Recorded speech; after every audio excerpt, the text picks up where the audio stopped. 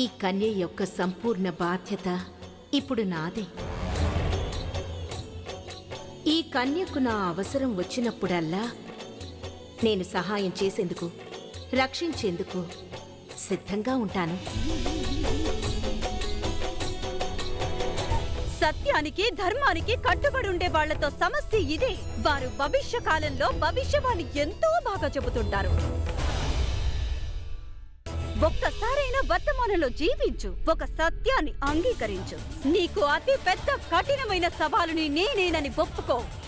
అయితే చూద్దాం, గెలుపు నీ నమ్మకానిదవుతుందో లేక నా ప్రభావానిదవుతుందో.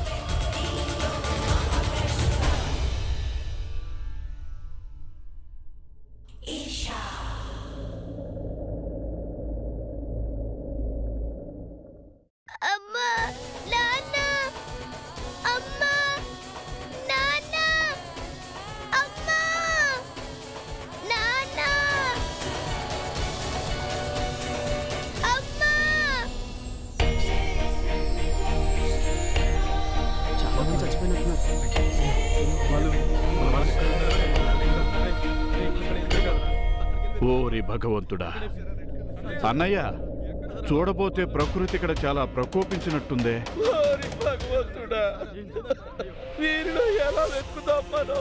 అన్నయ్య, భగవంతుని తలుచుకోవద్దు, ఆయనే చేసాడు ఇదంతా. పదండి, అటు వెతుకుదాం. రండి రండి, వెళ్దాం.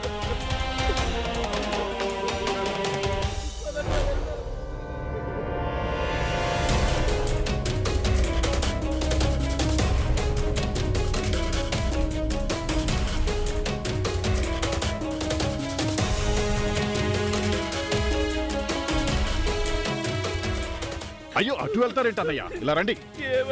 పోలీసు వాళ్ళు దొంగలను పట్టుకుంటున్నారు, ఇలా రండి. వాళ్ళ సహాయం ఏమొద్దు. వాళ్ళనేమైనా అడిగితే మన మీదే కేసు బుక్ చేస్తారు. పోదండి అన్నయ్య. వాళ్ళకి భయపడి మనం మన కుటుంబాన్ని కూడా వెతుక్కోకుండా వెళ్ళిపోతామంటావా? అర్థం లేకుండా మాట్లాడకండి అన్నయ్య. ఇదేం డబ్బు కాదుగా, పోతే వెతుక్కునేదానికి. లేనిపోని తలనొప్పులెందుకు, ఇంటికి వెళ్ళిపోదాం రండి. అయ్యో, నాకు అన్నయ్య, చెప్తే అర్థం కాదా మీకు? రండి అన్నయ్య, రండి, నా మాట వినండి. లేదంటే లేనిపోని గొడవలో ఇరుక్కుంటాం. రండి అన్నయ్య.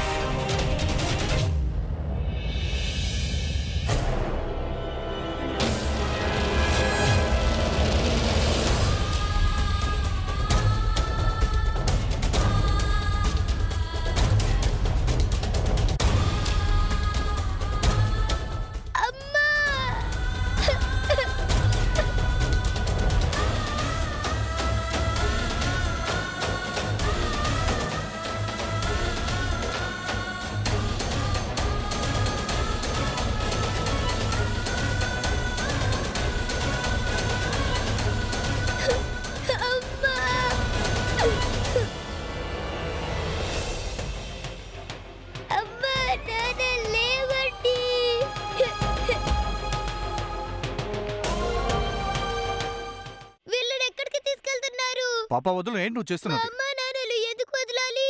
అలాగా, నీ పేరేంటి? సంతోష్ త్రిపాఠి.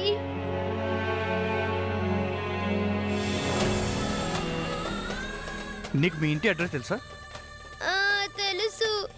వాళ్ళకు తెలుసా మీరంతా జాతరకు వచ్చారని? చిత్రంగా ఉంది, ఇంత పెద్ద దుర్ఘటన జరిగింది, మీ ఇంటి నుండి ఎవరూ రాలేదు. సబ్ ఇన్స్పెక్టర్ యాదవ్, మీరు ఈ డెడ్ బాడీస్ని ఈ పాప ఇంటికి తీసుకెళ్ళి ఏర్పాటు చేయండి. Yes sir.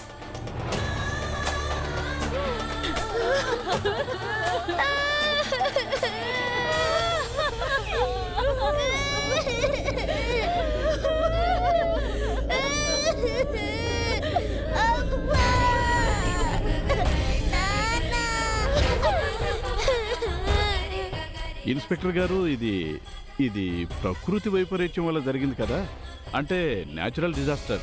ప్రభుత్వం తరపున మనకు డబ్బు అది డిక్లేర్ అయిందా లేదా?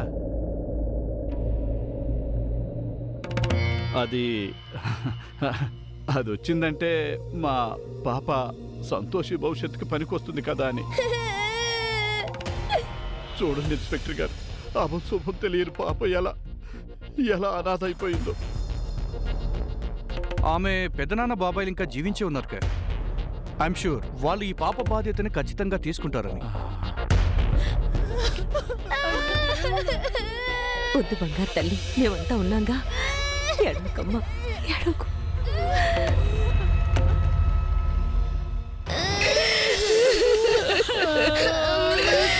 భగవంతుడా, భగవంతుడా, ఈ చిన్నారి జీవితం ఇప్పుడేమవుతుంది? చిన్నబాబు గారు, అక్క, మేమేమైపోవాలి ఇప్పుడు?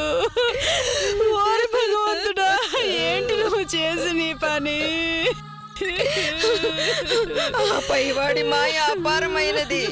మాధవి నీ గుడ్డుకి ఓ చెల్లెల్ని ఇచ్చాడనుకో. నీకు కూతురు లేదు కదా, నా మాట విని దీన్ని పెంచుకో మాధవి.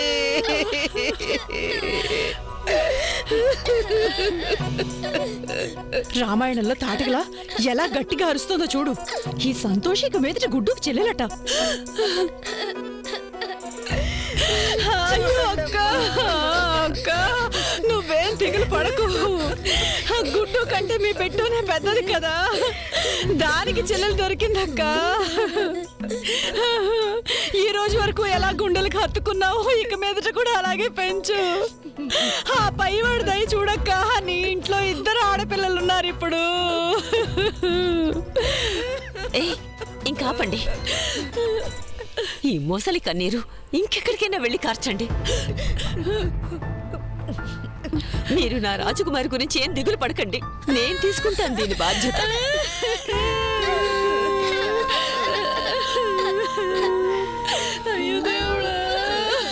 ఇక చాలు ఆపండి. అన్నయ్యకి వదినకి తుది వీడుకోలు పలుకుదాం.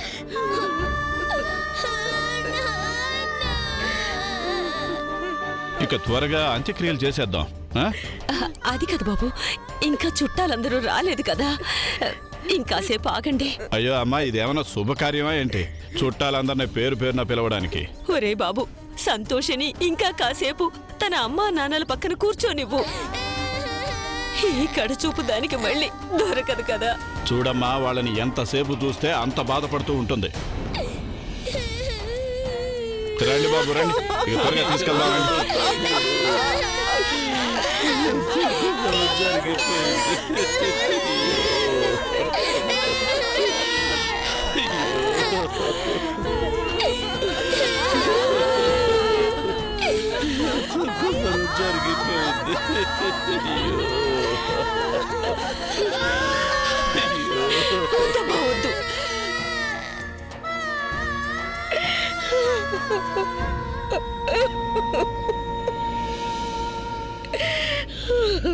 వద్దు.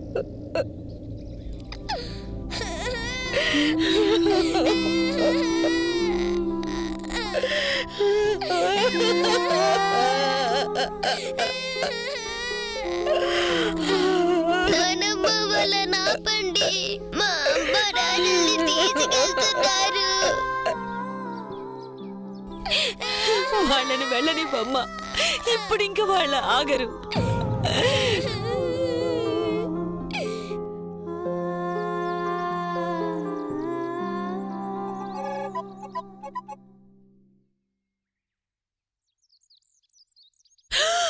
ఓరి దేవుడా,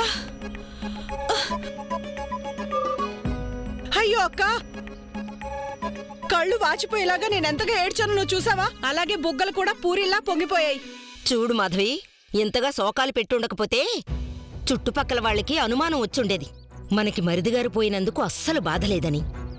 అక్క, బాధ మీకెంతో ఉంది కదా, అందుకే అనుకుంటా ఆ అనాథ పిల్లని నా మెడకు చుట్టాలనుకున్నారు. మీ ఉద్దేశం ఏంటి? నేను ఆ పిల్లని పెంచుతానా? అయినా కూడా ఆ ముసలిది ఇప్పటికే ఇంట్లో తిష్ట వేసింది. ఇప్పుడు ఈ పిల్లని చూసుకోవాలా? అంటే ఇప్పుడు దీనికి సేవలు మనం చేయాలా? దరిద్రాన్ని వదిలి వెళ్ళారు, వాళ్లతోనే తీసుకెళ్ళుంటే బాగుండేది. మన మెడకి గుదిబండలా చుట్టుకుంది. ఈయన రానివ్వు. ఇప్పుడు ఈ పిల్లని ఏం చేయాలో అప్పుడు ఆలోచిద్దాం.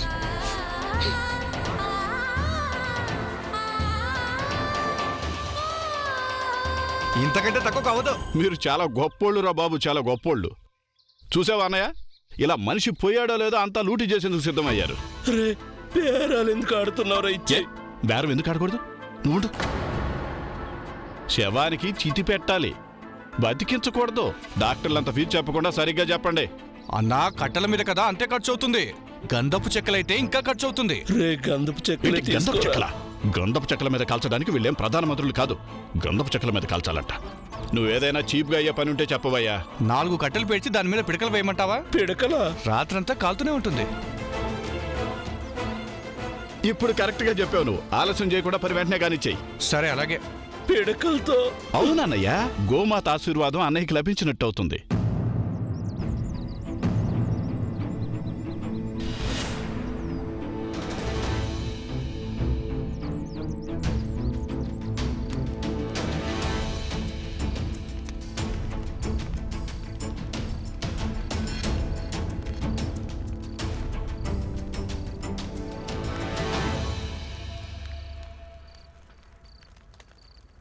రండి అన్నయ్య, అన్నయ్య రండి.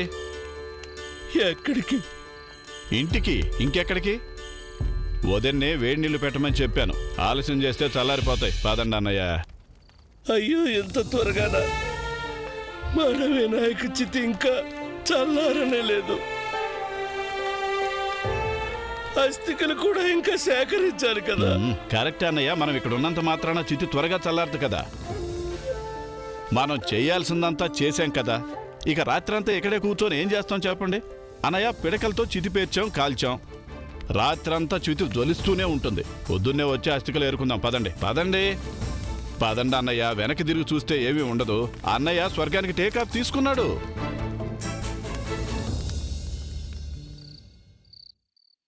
దమయంతి, తప్పుగా అనుకోవద్దు.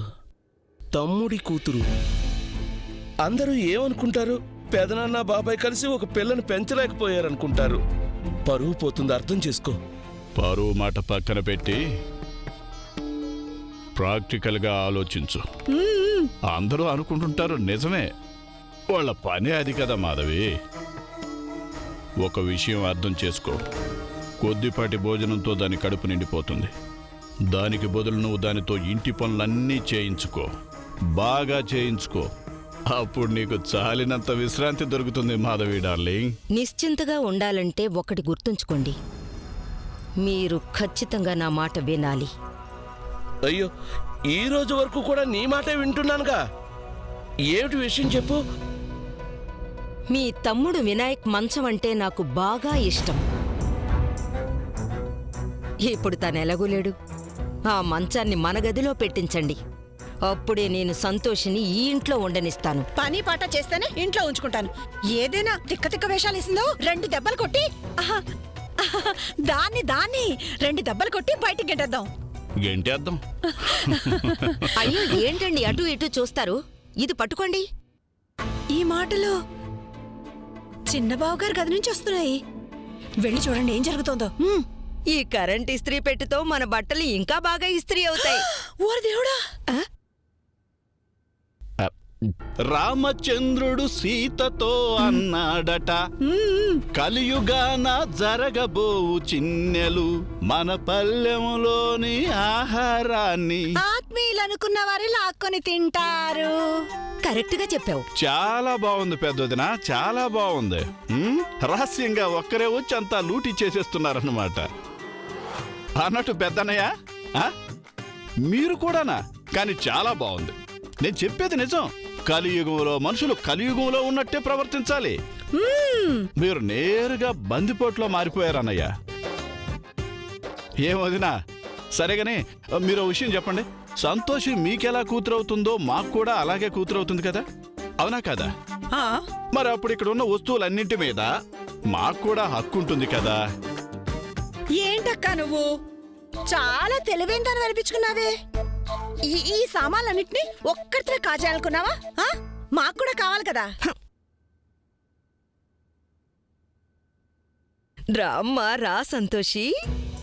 ఓ విషయం చెప్పనా మరిది గారు, ఈ సంతోషి ఇప్పుడు మా కూతురు.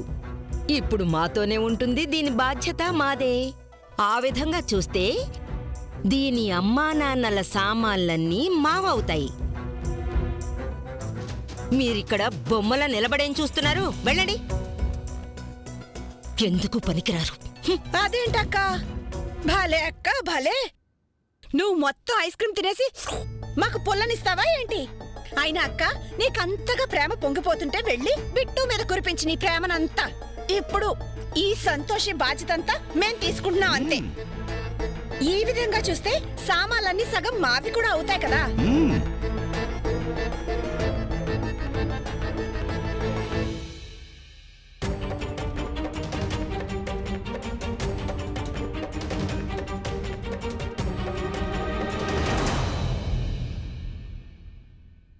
ఓరి నాయనో, ఇది గదా రాణిగారి అంతఃపురమా? ఎన్ని సామాన్లు జమ చేశారు ఈ భార్యాభర్తలు?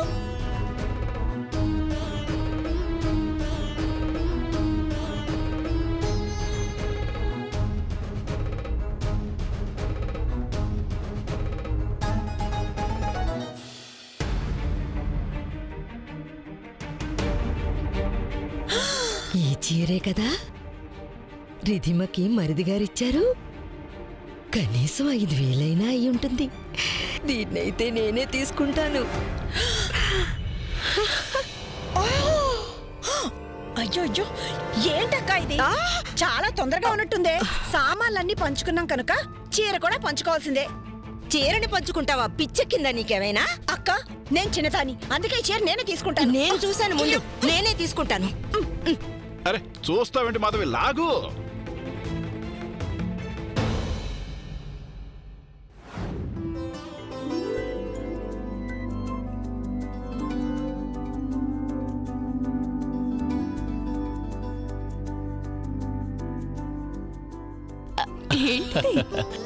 మనిద్దరికి పెళ్లి రోజు శుభాకాంక్షలు.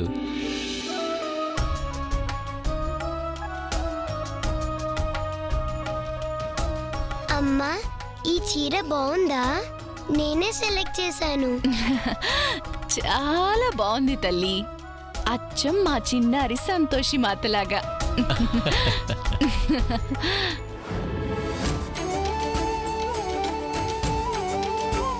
నానమ్మా, లాగు. నారాయణ నారాయణ.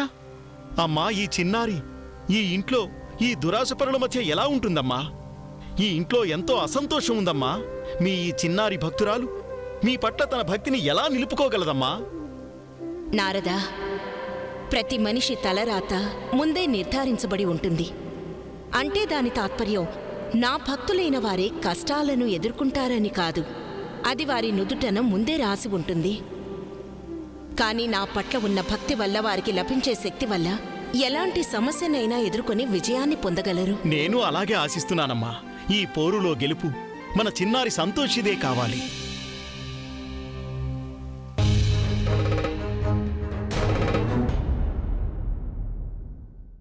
ఏం జరుగుతోంది ఇక్కడ? జనార్దన్, కృష్ణ, ఎవరైనా నాకు చెప్తారా? అయినా ఈ తోడుకోడలిద్దరూ ఎందుకు ఇలా కొట్టుకుంటున్నారో కాస్త చెప్తారా? అమ్మా, అది సూటిగా చెప్పండి, ఏం జరుగుతుంది ఇక్కడ? అమ్మా అదేంటంటే, అసలు నేను చెప్తాను ఇక్కడ విషయం ఏంటో. జరిగింది ఏంటంటే, అసలు విషయం ఏంటంటే అత్తయ్య, చిన్నక్క బావుగారు స్వర్గస్థులయ్యారు కదా. అందుకని మేమందరం కలిసి ఏం నిర్ణయించుకున్నామంటే, ఎలుకలు సామాన్లన్నీ నాశనం చేస్తాయేమో, దానికి బదులుగా ఇద్దరం కలిసి సరిసమానంగా సామాన్లన్నీ పంచుకుంటామని.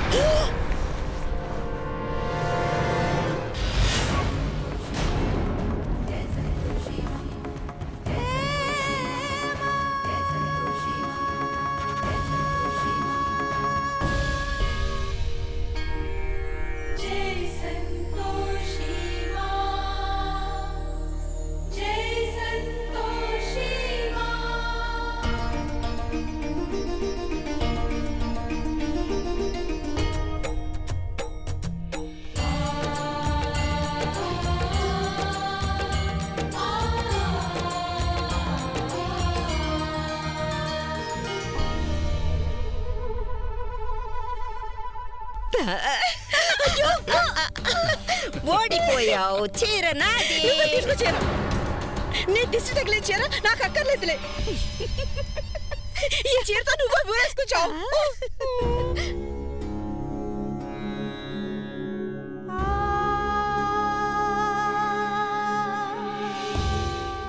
అమ్మా నీకు అర్థమయ్యే ఉంటుంది మేము గదిలో సామాన్లన్నీ పంచుకున్నామని. ఇప్పుడు మేము ఏమనుకుంటున్నామంటే అమ్మా గదిని కూడా పంచుకుంటే బాగుంటుందని. ఏమంటావు? కృష్ణ, ఏం మాట్లాడుతున్నావురా? సంతోషి ఎక్కడుంటుంది? సంతోషి ఏమి పహిల్వానం వస్తాదో కాదు, పడుకునేందుకు అంత పెద్ద గది అవసరం అవడానికి. ఇంత పెద్ద ఇల్లుంది, ఏదో మూల పడుంటుందిలేండి. నానమ్మ నేను ఇక్కడ పడుకుంటాను వరండాలో.